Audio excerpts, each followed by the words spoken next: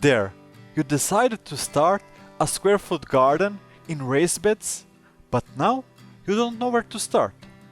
Fortunately, you came to the right place, because here I will tell you all the tips and tricks that you will need to design a simple raised bed garden layout, or the best square foot garden layout. Last video I showed you how to plan a square foot garden, and now you're ready to make a beautiful design that will include all the vegetables that you plant. I will help you to choose the location of your raised beds, give you hints on what raised bed size you need.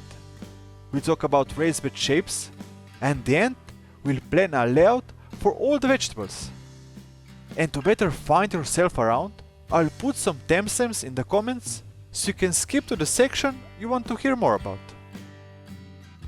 Let's start by putting aside the plan we made last video, so you have a clean area to play with.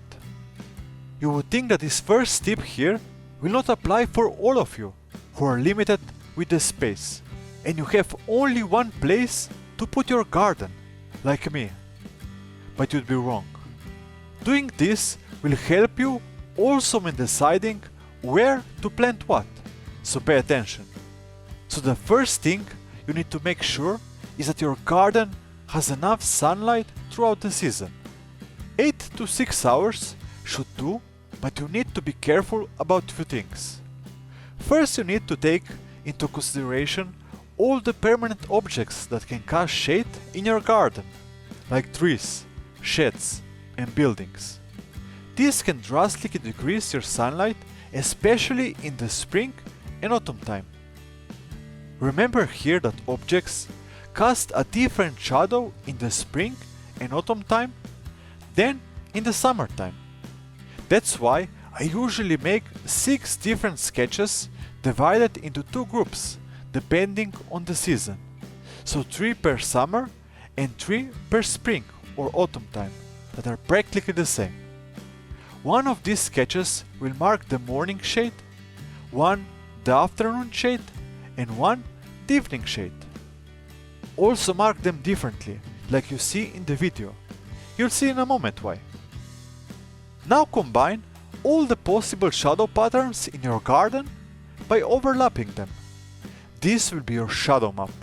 With it, you can see where you have more than 8 hours of sun. Those are all the locations without any marks on it. Where you have from 8 to 4 hours of sun, those are all the locations with only one line as a pattern, and where you have less than 4 hours of sun, those are all the locations with 2 or more lines as a pattern. And now that you have your shadow map, don't erase it just yet, because you will need it later on. Next we need to look where all the trees and shrubs are that can grow roots into your raised beds. Because yes, trees and especially bushes with shallow roots will find the fertile soil in your raised beds and grow roots into them, stealing all the nutrients from the vegetables. I usually mark this area with a nice red marker, so I know I won't plant in it. So now we have our map on where you can and can't, and where it is optional that you plant and now what. Now it's time to smash that like button and start planning the layout for your raised beds. To do so in the best way possible, you first need to know what options you have regarding raised bed sizes and raised bed shapes. There are 2 dimensions you need to remember: 4 feet and 12 feet. Let me explain. The smallest you can go with your raised bed size is logical. It's a happy little 1x1 raised bed. But how much can you expand it? The maximum width you can go here is 4 feet. And why is that? Because your arm can normally reach 2 feet. So if your raised bed will be 4 feet wide, you'll be able to reach the center from both sides without stepping in your raised bed. And this is very important, that you don't step on your raised bed soil. Continuing this logic, if you're able to access your raised bed only from one side, if you have, let's say, a fence on one side, or your house wall. You shouldn't go wider than 2 feet. To recap, the width of your raised beds shouldn't be wider than 4 feet if you can access it from both sides, or 2 feet if you can't. Now that we covered the widths, let's talk about the length. Here, for aesthetic reasons, I would stick to a size from 4 to 8 feet, but I wouldn't go longer than 12 feet. That's because you would need to walk quite a bit around your beds if they're longer, and you wouldn't have much more growing space in your garden. Now that we covered the basic dimensions, let's play with the shapes. We already covered the basic rectangular shapes like a 4x4 raised bed, that is the main raised bed size in the square foot gardening method, and now it's time to discover the other two shapes that, in my opinion, can add a lot to your garden layout design, like the U shape and the L shape raised bed. The U shape is best used in small areas that can be accessed on 3 sides, like small allotments, backyard gardens, or greenhouses. The U shape will maximize the growing space you can have in a small area by minimizing the pathways needed to reach all the corners. And following the previous rule, a U shape is usually 2 feet wide. On the other hand, the L shape is used to frame gardens. It will give a beautiful frame in which you can design the rest of your garden layout. Here you can play with your so-called frame size. You can have it wider if you can access it from both sides, longer if you have a bigger garden, or narrower and shorter to have better proportions. Here is another tip. We already talked how you can maximize the growing space with a U-shaped raised bed, but there's another way. You can maximize your growing space in the garden that will also function as a beautiful piece in the layout design puzzle. I'm talking about growing vertically, by using trellises on the north-facing side, or by using beautiful archway trellises. On them you can grow all the plants that will take a lot of space if they had been grown on the ground, like melons, tomatoes, and cucumbers. Now that we know all the pieces of the puzzle called garden layout, we can design one.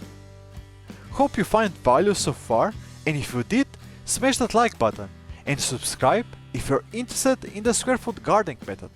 You will learn a lot of useful tips and tricks on this channel. So, the first thing I see here is that I have a plot that is square shaped. To emphasize that, I designed a frame that will go all around my garden. And because my plot is very small, I designed the frame to be 2 feet wide to better fit the layout. And here you can see that I have my water source on the top right corner and my compost on the left. So I could make just 2 entrances to cover this, but because I love symmetry, I made 4 entrances into my garden. Of course, I made my south-facing entrance my main entrance. That's why here I will have a beautiful archway trellis. And on the north-facing entrance, I put all my trellises and a beautiful herb garden wall. Now it's only the case of filling the middle spots. For that, I could follow the symmetry theme with 4 3x3 raised beds. But because I'm young and bold, I squeezed 4 4x4 raised beds inside, with smaller pathways in the middle. They kind of work for me, but I wouldn't recommend you to go that close together, because the pathways needs to be at least 2 feet wide. This looks more like a garden design, don't you agree? Tell me in the comments if you love it, or what would you change? If I like the idea, I will change it and give you a shout out in my next video. Next, we need to combine our shadow map that we put aside with our garden layout to make our vegetable layout plan. First thing you can notice here is that my garden is split into sections. One with 8 hours of sun and one with only 6 to 4 hours of sun. So you can easily say that in the back portion of the garden I will plant plants that can tolerate a little bit of shade. So cabbages, brassica plants, peas and beans. On the other hand, plants like peppers and eggplants that love to have full sun will be planted in the front section. And zucchini, like I mentioned in the previous video, will be planted in the corners to save up some space. To fill the archway trellis, this year I will plant some pole beans on it. Lettuce will be scattered here and there, and all the remaining places will be filled with some flowers that will attract pollinators and beneficial insects. That's simple, quite a bit of preparation, but in the end the design comes together with ease, especially if you're doing square foot gardening, like me. If you missed the last video on how to plan your vegetables to grow in your garden, I would recommend you to go and watch it, so you'll be able to plan your garden layout design for next year. I hope you find value in this video, and I'm sure that now you're able to design your new garden layout that will make you happy. If you agree with me, leave a like on this video, and don't forget to subscribe so you won't miss my next tips video on your path towards your new garden. Happy gardening!